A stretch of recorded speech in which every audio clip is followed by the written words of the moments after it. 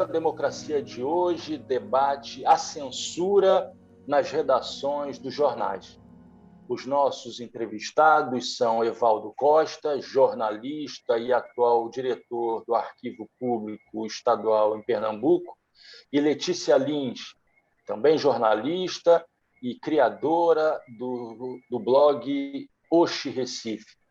Evaldo, Letícia, sejam muito bem-vindos ao Trilhas da Democracia, nesse momento de graves ataques à democracia no nosso país, e discutir, rememorar esse momento trágico da nossa história se faz mais do que atual.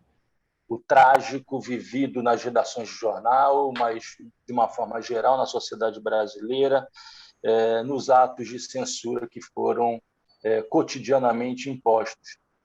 Eu começaria, então, Evaldo, te convidando a rememorar as experiências pelas quais você passou, nos vários órgãos de imprensa que você atuou.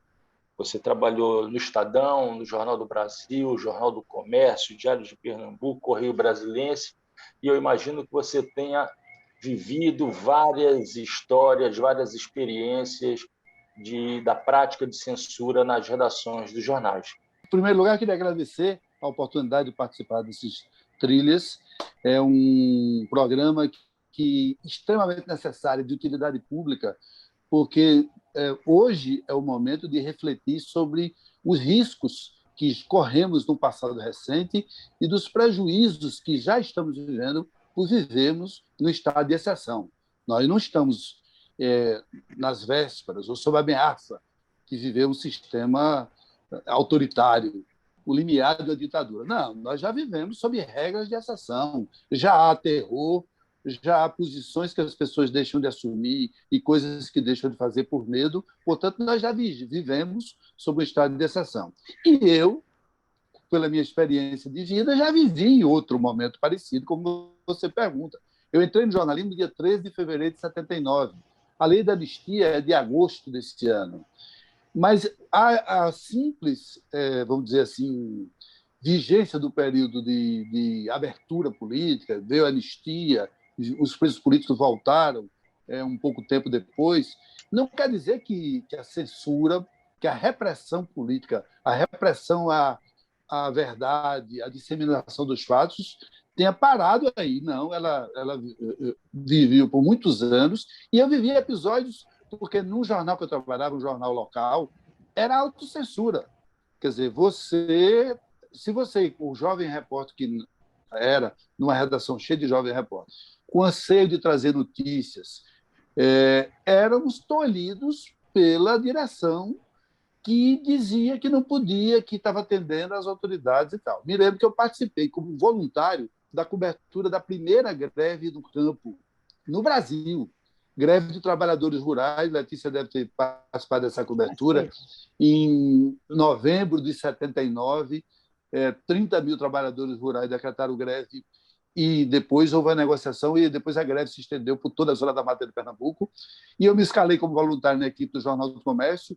Quando voltamos para a redação, o jornal simplesmente não ia dar a matéria. A matéria saiu no Diário da Noite, que era um jornal, vamos dizer assim, era um vespertino da empresa, que tinha menos leitor e que era mais liberado para certas coisas, e que tinha na direção dois jornalistas jovens, que era Ivan Maurício e Paulo Cunha, que eram os dois chefes de redação. Então, as matérias que a equipe do Jornal do Comércio produziu, de algum modo, foram encaixadas dentro das matérias feitas do Diário da Noite. Então, eu tenho vários episódios desse. Você imagina eu, que me escalei como voluntário, eu não estava nessa cobertura, pedi para ir, vivi aqueles momentos de terror, de medo durante a Assembleia. Você chegava no lugar das Assembleias, andava com aquelas estradas coalhadas de policiais, de soldados, de polícia militar, de carros, e você achava que podia acontecer qualquer coisa a qualquer momento. Porque o fundamental, eu queria fechar essa fala dizendo o seguinte: a censura não é um problema da redação, nem um problema do jornalismo. A censura é somente a ponta do iceberg. A censura é a febre da infecção que está graçando no organismo. O que é a censura? É a tentativa de quem exerce um poder espúrio de impedir que as pessoas tomem conhecimento de todo o efeito dele. A ditadura é... A censura não é um assunto do jornalista. A censura é um assunto da sociedade. Ela não é sobre o jornalismo. Ela só é sobre o jornalismo como consequência. Porque o objetivo é um poder espúrio de evitar que as pessoas tomem conhecimento da extensão do mal que ele pratica. Porque outra coisa fundamental, para fechar rapidinho, é isso.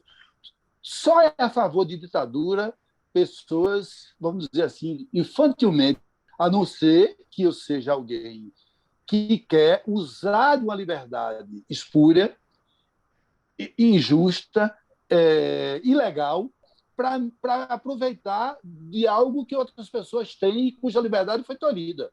Então, o uso só pode ser a favor da supressão da liberdade quem quer se aproveitar da falta da liberdade do outro. Então, essas são as duas coisas básicas sobre essa questão que eu queria deixar colocado nesse começo. Certo. Letícia, você, no dia 31 de março desse ano, do ano de 2021, você publicou no teu blog, no Oxi Recife, uma matéria relembrando relembrando vários episódios, vários torturadores que você entrevistou,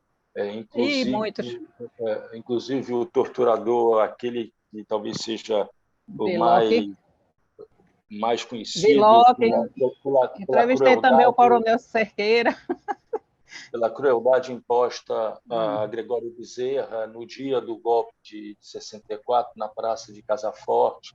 Mas você, nesse texto que você escreveu e publicou no dia 31 de março, você recorda uma missa em que, no momento do ofertório, foram colocadas armas, rifles, fuzis no ofertório, no momento do ofertório. Eu queria que você recordasse, porque, quando se lê o texto, transborda a emoção desse episódio. Eu queria que você socializasse aqui, no Trilhas da Democracia, esse ato de censura ou de autocensura que você sofreu nesse episódio.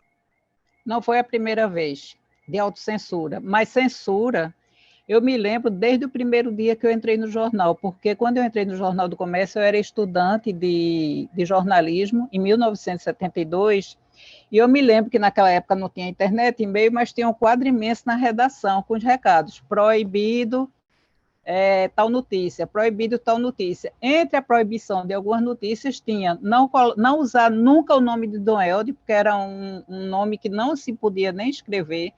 A palavra camponês era proibido, você tinha que usar rurícola, tá? Isso no Jornal do Comércio, onde eu passei um ano, e onde eu vi a primeira morte ao vivo por tortura dentro do porão da ditadura. Eu era muito menina ainda e fui convocada para cobrir uma presa que tinha sido assassinada dentro da masmorra, né, da ditadura. Não lembro se foi no DOPS, não lembro se foi naquele quartel ali que fica na esquina da Rua do Hospício, mas eu me lembro que quando eu cheguei lá, a moça estava deitada no chão, morta, com uma coisa amarrada no pescoço, e a informação que eles deram foi a mesma que dariam depois sobre Vladimir Herzog, que ela tinha se enforcado dentro da cela.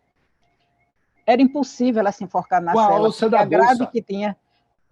A alça da bolsa foi. Eu não me lembro. Aí eu fiquei com aquilo na cabeça, mas quando eu cheguei na redação, eu tinha que dar a versão oficial. Eu não podia imprimir nenhuma suspeita minha como repórter, e, no fim, era até melhor noticiar, porque os parentes daquele preso sabiam que ela morreu. Entendeu? Essa foi a minha experiência mais dramática, assim, no Jornal do Comércio. É uma imagem que eu nunca me esqueci.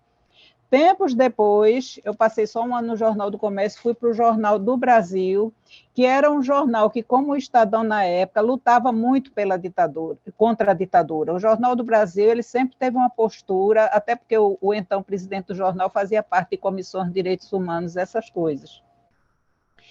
E aí, só que o meu chefe na época, que já é falecido, ele era muito ligado à reação, ele era muito ligado a milico, a esse povo, vivia dando recado para mim, e eu nunca dei importância, porque eu sempre fui um pouco destemida. E aí, naquele dia naquela época se chamava Quarto Exército, não era comando. Isso. E teve uma missa lá. E aí, quando chegou a hora do ofertório, eu fiquei sem acreditar no que eu estava vendo, porque numa hora de extrema religião, de religiosidade, de você celebrar a paz, como é uma liturgia católica, o ofertório foram rifles, metralhadoras. E aí eu cheguei vibrando na redação. Na época eu trabalhava no Jornal do Brasil, e aí eu não pude noticiar, tanto que eu guardei a foto até hoje, e esta foto, ela eu só divulguei agora, porque foi perdendo tempo, foi perdendo a oportunidade e eu não publiquei. Também fiz uma entrevista com o Villoch, que foi o torturador mor de Gregório Bezerra. O Gregório Bezerra foi torturado em praça pública, como você sabe, e eu me lembro do Villoch dizer textualmente para mim, sabe fulana, eu dei, sabe uma doutora fulana e tal, eu dei, mas assim, eu ficava olhando assim, eu digo, eu não acredito no que eu estava ouvindo, né? Aí foi isso, foram várias experiências de ouvir torturadores. Com relação à greve dos camponeses, que Evaldo falou, eu encontrei um episódio de autocensura dentro da redação, pior, não foi por chefe, não foi por nada, foi por um colega meu, que era muito conservador, ele já é falecido também. Eu sempre adorei cobrir as lutas camponesas, desde a minha infância sempre me fascinaram.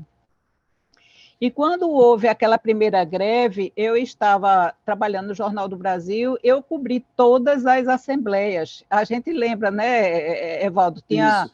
Você via caras estranhas no meio das assembleias, era SNI, era gente que você sabia que era informante. Mas, naquela época, a lei de greve era uma legislação draconiana. Você tinha que cumprir um ritual surreal. Antigreve. Era chamada lei Era lei antigreve. antigreve.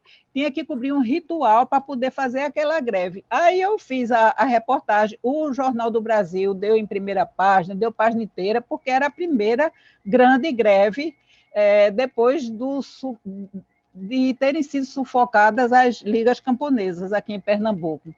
Acontece que um belo domingo eu fui para o campo, entrevistei as pessoas, voltei para contar a história do que estava acontecendo, uma história mais ampla. Então, um colega meu, liga para o Rio de Janeiro e diz para José Neumann e Pinto, que era o então editor da Nacional, que não tinha greve nenhuma, que era mentira minha. Ele com medo do Exército, ele com medo da censura. Aí, meu colega ligou para Roberto Magalhães, veja a coisa, Neumann ligou para Roberto Magalhães, que era governador e que era guru da direita em Pernambuco, e ligou, olha, governador, é o seguinte, porque Neumann desconfiou porque ele disse, olha, hoje mesmo o campo está tudo parado, o colega disse para Neumann, só que era um domingo. Aí Neumann disse, não, domingo todo mundo para mesmo, ele não tem como... Aí ligou para Roberto Magalhães, e Roberto disse, não, é verdade, a greve está deflagrada, e o que é mais curioso, cumpriu todo o ritual legal. Aí pronto, aí no outro dia... E a outra vitória é que o Jornal do Brasil, toda vez a gente brigando contra a censura, a gente vai vencendo aos poucos nas pequenas coisas, porque a ditadura proibia você de usar o nome camponês. Tu te lembra disso, Evaldo? Com certeza. E aí a gente tinha que botar o nome rurícola. Rurícola, a palavra ridícula. Todo dia, toda matéria eu escrevia os camponeses, aí meu chefe ligava, Letícia, é proibido dizer camponês, tem que ser rurícola. Aí eu botava, toda vez eu levava um esporro, um dia saiu, quando saiu, fiquei na maior felicidade do mundo. Aí desde esse dia foi camponês a vida inteira que eu passei a usar sem ninguém reclamar. Evaldo, você foi o homem da imprensa, o assessor de imprensa, o homem que fazia o diálogo com a imprensa no governo Miguel Arraes e no governo Eduardo Campos. Mas a minha pergunta é anterior a esse período. Não é?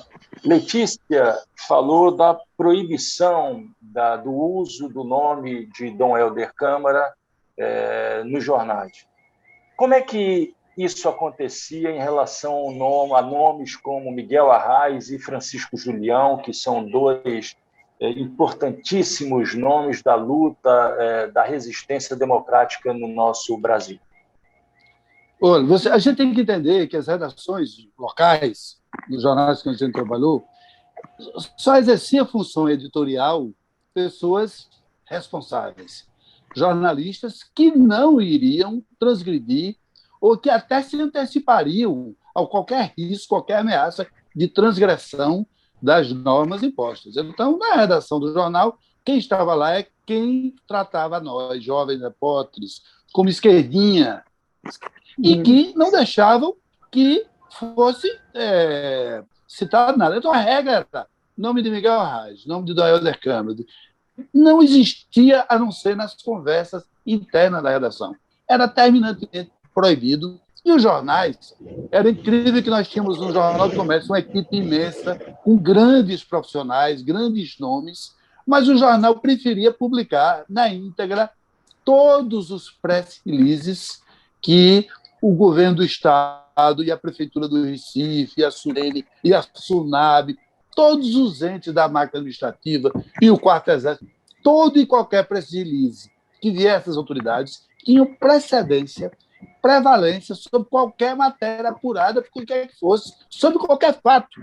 Então, os jornais, inclusive, havia um trabalho na cadeira do curso de jornalismo, nessa época, que era que você fazia jornalismo comparado, e que a gente mandava e era um ícone e era um indicador de sucesso do trabalho das assessorias, quanto por cento dos press releases eram aproveitados. Havia casos em que, por exemplo, a maior parte dos jornalistas que trabalhavam na assessoria de imprensa do Palácio, eles trabalhavam também nas redações. E muitas vezes ele escrevia um release e ele mesmo publicava o release. De manhã ele escrevia o release lá na redação da imprensa e depois ele publicava. Então, não havia esse dilema, as barreiras colocadas eram muito fortes, muito firmes, quase inexpugnáveis. A gente se resignava a filtrar, contrabandear informações e dados. Eu me lembro que, em 1978, mais ou menos, o presidente Geisel esteve em Pernambuco, foi a Caruaru. E foi uma coisa muito engraçada, porque é o seguinte: todos os jornalistas que participavam das coberturas, que eram escalados, eles tinham cuidado de como é que confrontava, como é que perguntava. E a pergunta básica era o seguinte: como o senhor vê o desenvolvimento da abertura? E aí um radialista de Caruaru, que existe até hoje, uma figura muito engraçada, Letícia conhece ele, Tavares Neto, pegou o microfone com fio comprido daqueles de antigamente e botou na boca dele e perguntou: qual é a sua opinião sobre Miguel Arraes? Aí ele respondeu: a pior possível. E saiu em todos os jornais do Brasil, do Centro-Sul, mesmo daqui. Em todos os jornais do Centro-Sul saiu uma referência, na medida que Geisel referiu-se a Miguel Arraes, aí o nome, dessa forma, podia ser tratado. Então, esse é um episódio. Foi Tavares Neto, você deve conhecer Tavares Neto, mas ele depois fez outra. Eu posso falar? Ele depois fez uma pergunta dessa também a Figueiredo, já quando a gente já estava caminhando para a anistia, em Caruaru também, numa visita de Figueiredo, eu acho. Eu não me lembro se foi em Caruaru aqui. Ele disse assim: o senhor daria anistia para Gregório Bezerra e Miguel Arraes? Aí Figueiredo fez: não. Me lembro disso. Assim, foi uma coisa assim, foi quase uma ofensa para se perguntar a um presidente militar isso. Você lembra disso, Evaldo? O senhor daria anistia a Gregório Bezerra e a Miguel Arraes? Aí foi aquele... a pior possível. A opinião é a pior possível. Então, eram tempos... E por que é importante a gente lembrar disso hoje, Letícia? Muito importante. Veja, eu trabalhei, quando eu saí do Jornal do Comércio, fui trabalhar no jornal que tinha uma sucursal no Recife, que era um verdadeiro aparelho da resistência.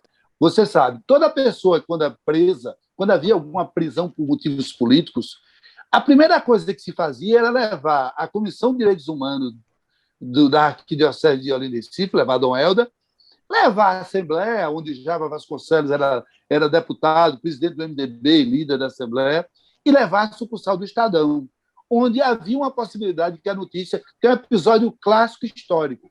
O então vereador Marcos Cunha foi preso, estava para ser preso, ele correu para a Assembleia Legislativa, para o gabinete de Jabas, 2 agentes entraram no gabinete para prender, Jabas os escorraçou de lá, mas depois Marcos Cunha foi preso. E o salvo-conduto para que Marcos Cunha sobrevivesse a uma prisão como essa foi uma notícia, um picolé de uma coluna que o Estadão publicou, que Garcia mandou, que nos seguintes termos. O advogado Marcos, não sei o que lá, Soares da Cunha, foi preso pela polícia ontem, tal hora, em tal lugar, foi levado por uma viatura de placas oficiais e não sei o que, não sei o que. Essa informação levada a público constituiu uma proteção da integridade dele. E foi por isso que Carlos Garcia, que exerceu esse papel em incontáveis episódios, que era um jornalista acima de qualquer coisa, foi preso e barbaramente torturado. E é muito simbólico que a gente esteja tendo essa conversa hoje aqui para o programa Trilhas da Democracia, no dia em que ele está sendo sepultado, no dia e na mesma hora em que ele está sendo sepultado, porque é alguém cuja existência e é um personagem cuja trajetória nos mostra a arbitrariedade e quão inaceitável é qualquer restrição à liberdade, à democracia e aos direitos humanos. Inaceitável. Carlos Garcia foi preso e torturado não por ser um ativista político, mas por ser essencialmente um jornalista, um profissional de imprensa, que se dedicava a levar notícias que eram publicadas porque eram de interesse público. Olha, o Estado, funcionários públicos pagos com meus impostos saíram por aí prendendo pessoas sem nenhuma base legal, sem nenhum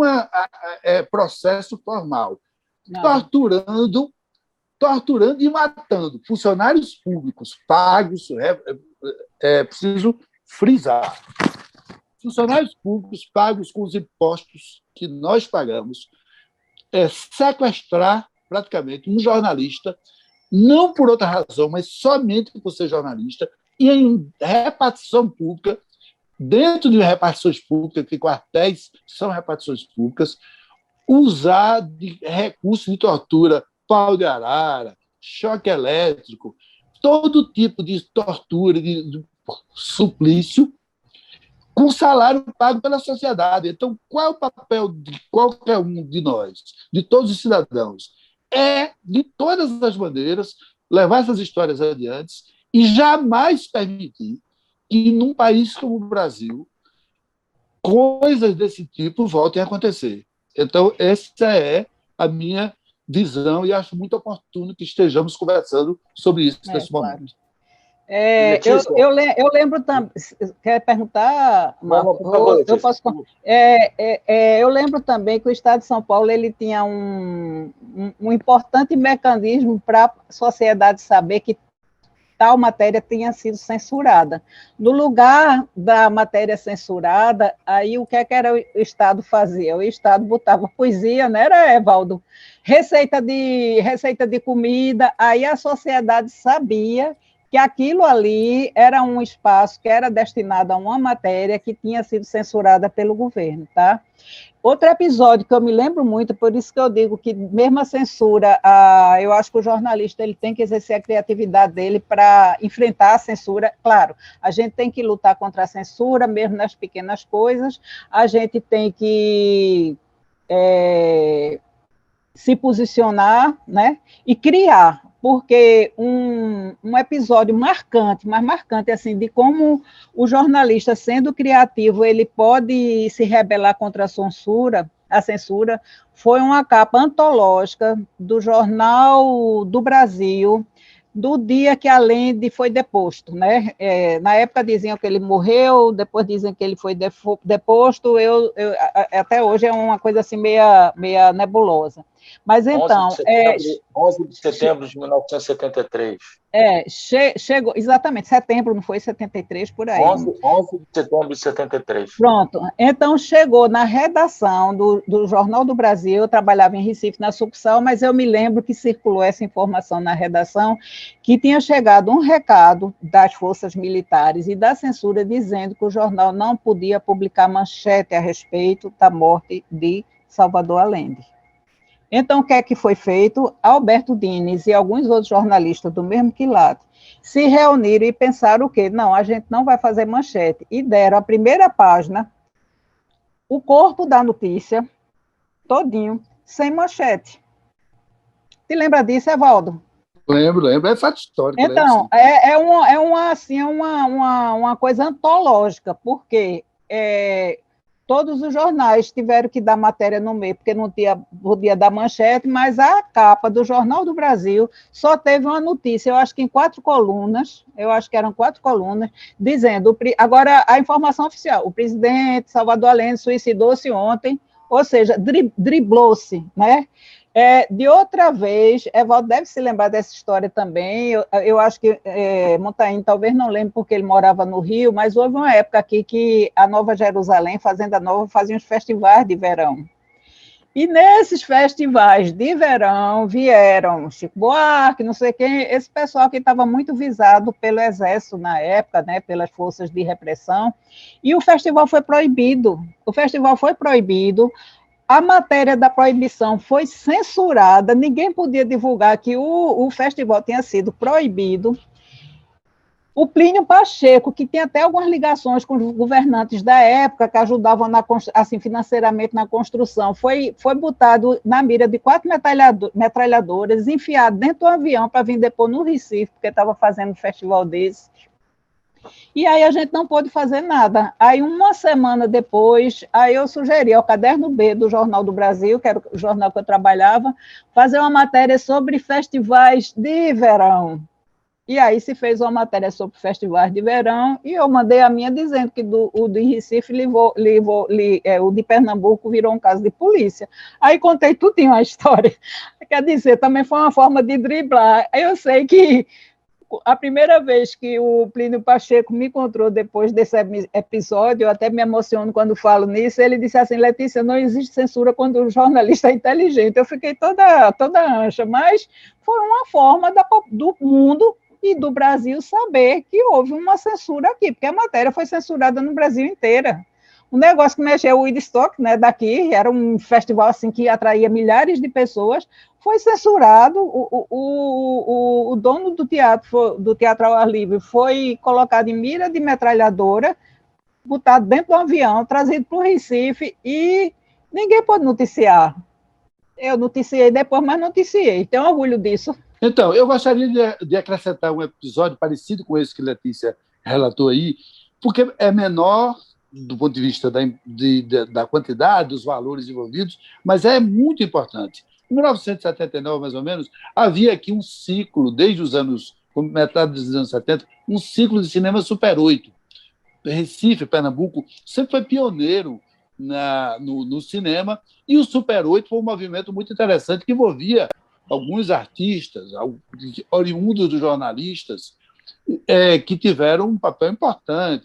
Geneton Moraes Neto, que você conheceu trabalhando na Globo, a Aninha Stepple, que morreu recentemente. Aliás, os dois morreram. Fernando Souza, enfim, então era um movimento muito interessante. Então, houve uma amostra de cinema, foi programada uma amostra de filme Super 8 para o prédio do DCE da Federal, que ficava na Rua do Hospício.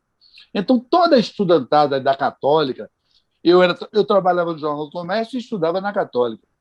E do Recife inteiro viriam, mas isso era o quê? Era 1.000 pessoas, 500 pessoas, sei lá, algo assim. E a Polícia Federal proibiu a exibição dos filmes. Então, eu me lembro como se fosse hoje, à noite, aquela apreensão e aquela angústia. Chegou a polícia para frente da Rua do Hospício, porque quando a polícia proibia. Se alguém se metesse a desobedecer, o pau ia cantar. Todos os cineastas correram lá para a sede da Polícia Federal para argumentar, mas não houve jeito. Aqueles ingênuos filmes, não eram ingênuos, desculpa, qual formular, eram feitos nas condições mais amadoras e mais, como é que eu digo, improvisações. Os créditos eram feitos em papelão, característica, né, do CPU, de caneta, e fazia imagem direta de papelão, cartela de papelão, com as canetas, escrita de caneta, que eram os créditos. O Estado brasileiro se dá o trabalho de proibir que aqueles jovens passassem aqueles filmes e que, sobretudo, que outros jovens vissem aqueles filmes que eram a manifestação artística e cultural que se podia fazer naquele momento no cinema. Então, a ditadura é um mal. Eu queria até oportunamente lembrar aqui o discurso de Ulisses Guimarães, quando ele promulgou a Constituição de 1988, 5 de outubro de 88, ele disse: temos ódio à ditadura, ódio e nojo. É isso que a gente tem que dizer, é isso que todos temos que dizer hoje em dia. Os ditadores não gostam que nós pensemos, né? Eles não gostam de teatro, eles não gostam de cinema, eles não gostam dos intelectuais, que são seres pensantes. No próprio governo Bolsonaro, a gente já teve o primeiro grande episódio de censura, foi aqui em Recife, com a peça Abrazo, que foi censurada na Caixa Econômica Federal e que deu origem a uma mobilização emocionante. A Prefeitura do Recife cedeu o palco e a peça foi encenada. A peça belíssima, uma peça para você pensar, e que já estava certa de ser encenada na Caixa Econômica e foi censurada. Foi o primeiro episódio de censura oficial, cultural, essa coisa monstra que está aí. Eu disse que nós estamos vivendo um período de exceção, já período de exceção. E vamos combinar, a eleição de 2018 já foi feita sob regras excepcionais. Você lembra que as pessoas não foram para a rua portando adesivos e dedicando como eleitores de Haddad no segundo turno por temor. As pessoas iam para as grandes concentrações, mas ninguém se atreveu. Houve caso aqui, episódio de pessoas que estavam num bar, uma moça que estava num bar e foi agredida violentamente por estar portando. Então, isso já influenciou. Isso já influenciou essa eleição. Mas eles começaram, na verdade, já no decorrer dos protestos de 2013. Durante as manifestações de 2013, a partir do momento em que elas se tornam massivas, vários estudantes, ex-estudantes meus, né, iam com as suas camisas vermelhas, seus bonés do MST, suas bandeiras de organizações políticas de esquerda, e eram agredidos. Os protestos de 2013... são ainda, quem sai de vermelho ainda é agredido na rua hoje. Os bolsonaristas agridem todo mundo. Eu queria fazer uma coisa que é talvez polêmica aqui. Os protestos de 2013 e 2014, eles foram colonizados pela extrema-direita e se tornaram uma parte importante da eleição de Bolsonaro. Os protestos de 2013, eles eram a ponta de lança do que viria em seguida. Muita gente de boa fé participou, ingressou e atuou, mas aquele projeto, a metáfora para mim é o seguinte, Letícia: você imagina um elefante e um menino hindu de 30 quilos, em cima dele conduz para onde vai. Os protestos foram conduzidos e tiveram efeito e foram prévias do que viria em seguida. Do mesmo jeito que a greve dos caminhoneiros, ou vocês esquecem que todo o piquete das greves do caminhoneiro estavam lá, os famosos cartazes pedindo intervenção militar já. Então, esses protestos foram colonizados pela extrema-direita, eles são minoria, eles não representam o povo brasileiro, mas eles souberam e sabem, utilizando recursos financeiros, recursos tecnológicos, colonizar, ocupar os espaços políticos e conduzir a vontade, o desejo de se manifestar, de muita gente, conduzir os anseios de liberdade das pessoas para transformar em algo contra a liberdade, contra a democracia. Foi o que aconteceu. Na época, eu me lembro que o fenômeno dos black blocs, black blocs, me inquietava, me inquieta até hoje. Eu fico porque eles desvirtuavam a condução dos movimentos, mas a academia ainda não produziu estudos consistentes a respeito daquele fenômeno, mas eu tenho o sentimento de que, dentro daquelas mobilizações de 13 e 14, havia o germe do que viria em seguida. Nós estamos indo, se não houver, nós não somos a Hungria, nós não somos um povo da Europa do Leste que nunca teve história de democracia, nós temos uma classe média vigorosa, nós temos uma história tumultuada, mas já temos uma cultura democrática que é difícil. Mas o germe do que viria a seguir e para onde estão apontando, para onde desejam nos levar, já estavam ali naqueles protestos de 13 e 14. Letícia, Evaldo, eu teria uma última pergunta a fazer a vocês. E lembrando a expressão utilizada por Ulisses Guimarães, que Evaldo acabou de fazer referência, né? Ódio e nojo da ditadura, eu queria que vocês dissessem qual o impacto, qual a sensação imediata quando vocês visualizaram aquelas imagens, aquela foto, o vídeo do presidente da República segurando aquela placa no programa de um apresentador de TV com o lema CPF cancelado. Letícia. Nada que vem desse cidadão surpreende a gente, né? Eu não me surpreendi, eu não me surpreendo com nada, e a cada dia que passa eu fico espantada com o que eu vejo. Porque são cenas, eu acho assim, que essa cena é uma cena assim, que reflete profundamente o momento que a gente vive, a cabeça do governo, que é de sufocar tudo, de não respeitar ninguém, a defesa de bancada de bala, é a defesa de armamento, é a defesa disso tudo. Aquilo ali, para mim, é um símbolo do que tudo que acontece hoje.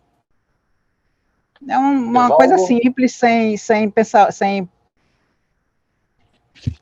Vai, Evaldo, o CPF cancelado é mais um passo na direção da afirmação do cinismo que acaba procurando legitimar a defesa da tortura, dos homicídios contra aqueles que resistiram e continuam a resistir contra a ditadura e também contra jovens negros de periferia?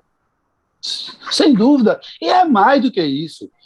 Esse governo, muita gente chama de louco, mas ele não é louco. Ele é extremamente racional, ele é frio e calculista. Muita gente chama de incompetente a condução da defesa da pandemia, do enfrentamento à pandemia. Não é incompetente, e os resultados que nós temos aí são os resultados buscados pelo governo.